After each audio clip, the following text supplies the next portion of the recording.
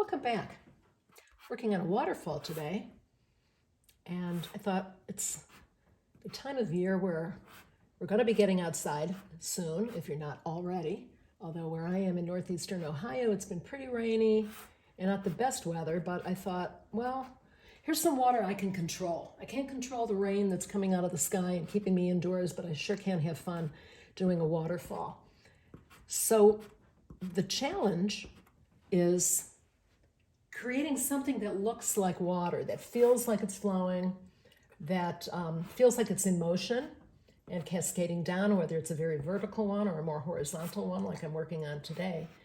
But a key to keep in mind is that you should not go for your whites when you're working on a waterfall until the very, very end. It's not only like the frosting on the cake, but it's the writing on the frosting on the cake. You save those little bits of bright white for the sparkle on the water. And think in terms, as an artist would, think with you use your artistic eye and think about what other colors you might see in that water. Do you see pinks? Do you see blues, lavenders? Are you seeing colors reflected from the sky above? Are you seeing colors that are in the landscape around it? That was a little too dark.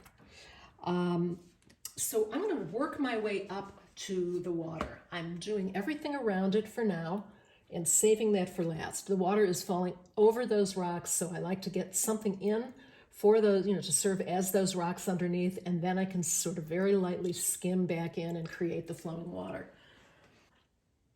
So I've gone ahead and done an underpainting, and here are the tools that I used. I used 70% alcohol, and I used that rather than the 91% because I wanted to work with it a little bit. I lifted out, the 70% dries more slowly, and I wanted to be able to lift back out for that flowing water and sort of carve back into here and have a little bit of fun painting in these rocks.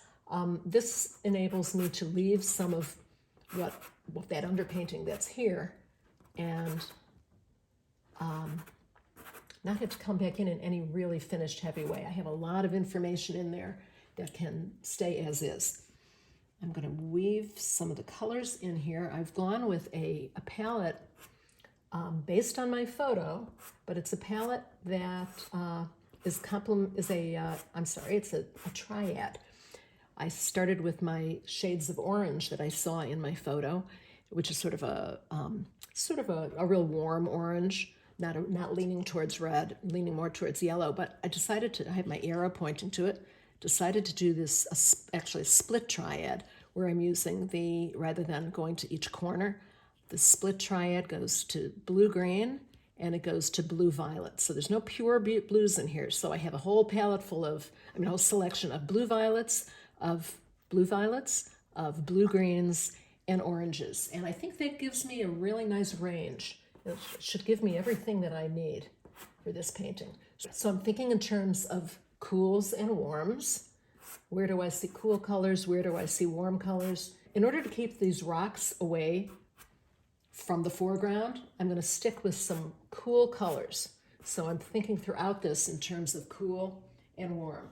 So I have my violets, I have my blue-greens, and I can use any combination of those, but I'm going to try to stick with the cooler colors.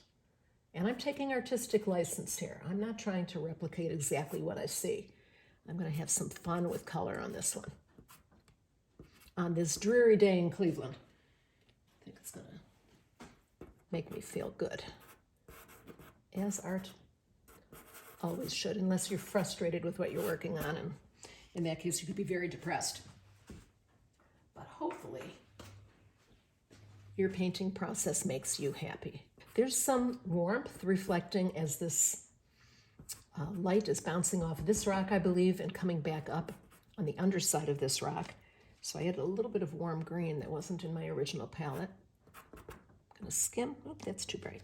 I'm going to skim a little bit of this sort of an orangey, rusty brown up in there to kind of tap back that, knock back that green a little bit.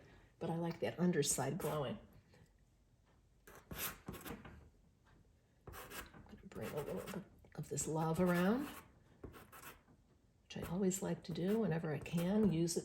If you use it in one place, try to use it someplace else. I'm going to skim a little bit. There's a lot of foliage. I went ahead and put in some marks for trees so that I could come back in with negative painting and lighten up that sky. Purposely went in dark, sort of a dark blue green, and I'm going to come back in with the lighter blue green for all those sky holes.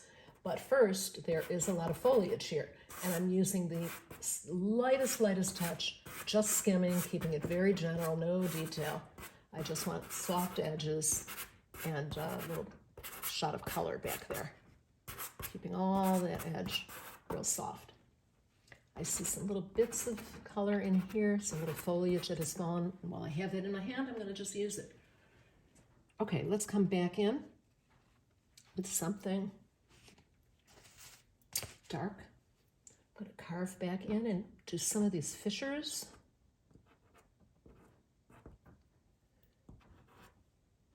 And this is a dark violet.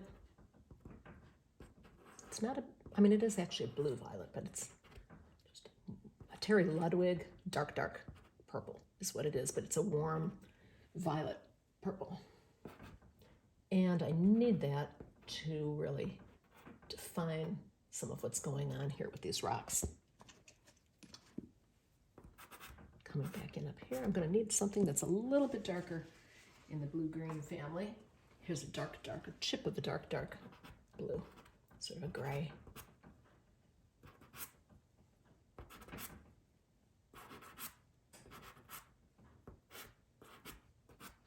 It's just underpainting. It never starts out looking great. It's always a work in progress, and you have to start somewhere. I'm going to come in with something a little bit lighter here. I have this pretty lavender, and I'm sort of changing the shape of this rock a little bit. It sort of billows out almost like a four-leaf clover, and I don't know that I like that. I kind of like the raw beige from underneath. I'm going to leave that. This is a rock here also, and I think I'll define this a little bit. Oops, that's too bright. That's a color I'm going to use for my waterfall. Let's go back to this. And I'm doing a little drawing now. I do an underpainting, throw what colors in I need, and then come back in and do some revisions of that drawing. I was just telling my class, my in-studio class yesterday, that as I'm painting, I keep refining and correcting and correcting and correcting. I feel as though the drawing process is not done until the painting's done.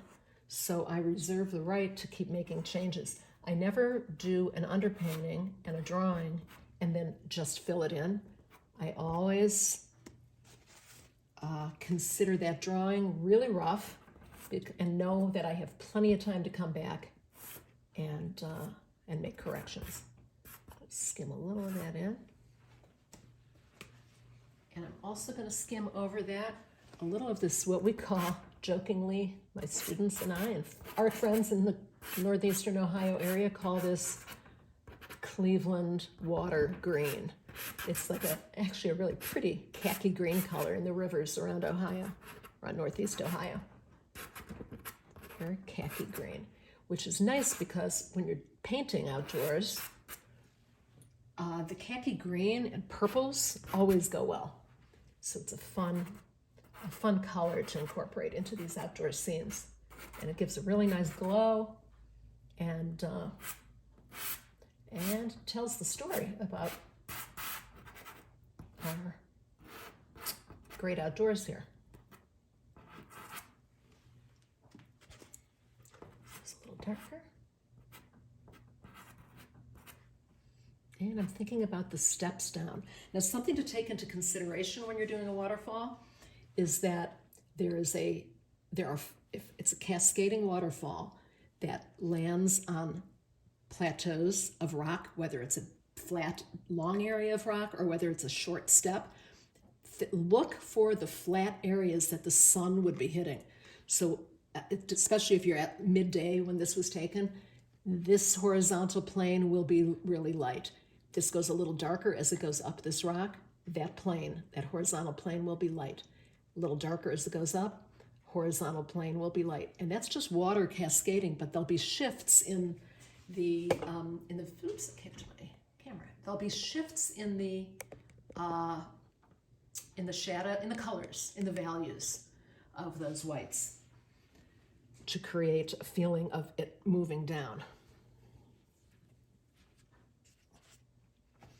Okay, let me go back in with some of the darks here. I have to get this dark in here. It's still that violet, oops. And I'm gonna skim it right across because that's what's happening in my photo. It comes right across under here and the water will be coming back over it. And then I'm gonna skim this just lightly. I'm sort of creating the set steps right now along the side. That water will come over, but I need to get that dark in now.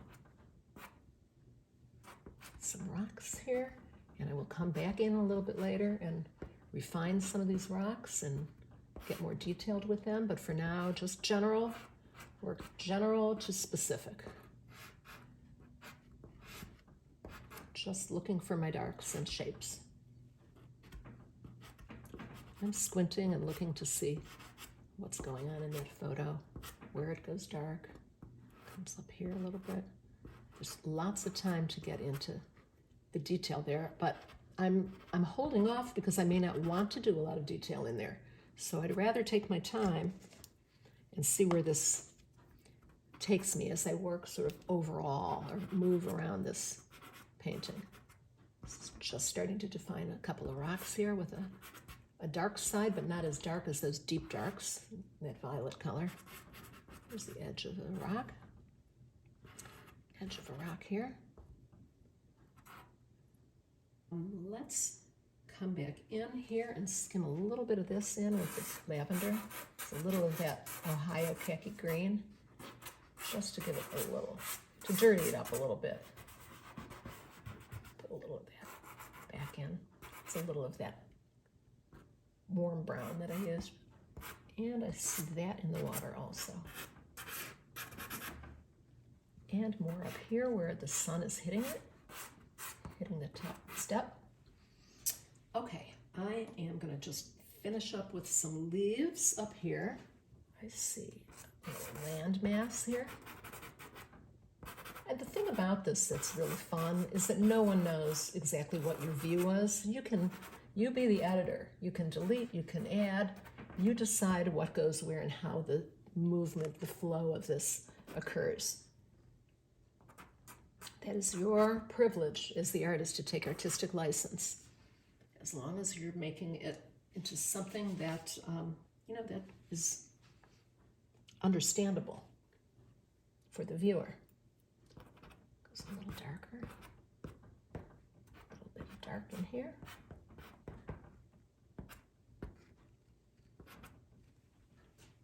I'm going to come in with my greens up here.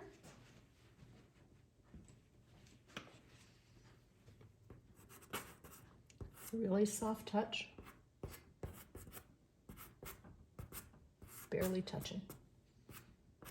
And I'm kind of skimming, I am not just kind of, and I am skimming over these rust colors so that they just all kind of mingle and work in a very undefined way.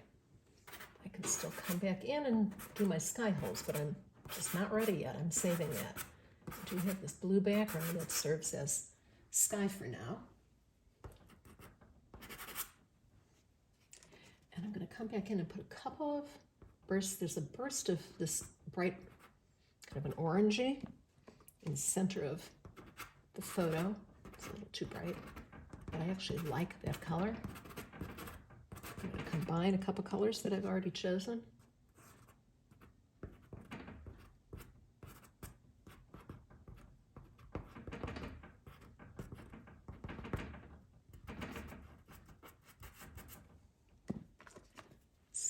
back over. Now also think in terms of using your cooler greens. On this side, again, we want to make this side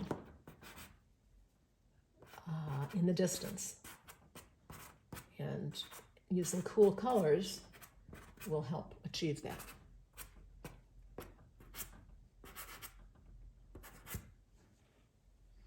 Let's break that up a little bit. It's popping out right now, but I'm going to be moving around and putting a little more of the brighter colors down in here. So that will not stand out as much as it is now a little bit later in this painting. I'm going to add a little bit of color right now just to make some sense of those bright colors.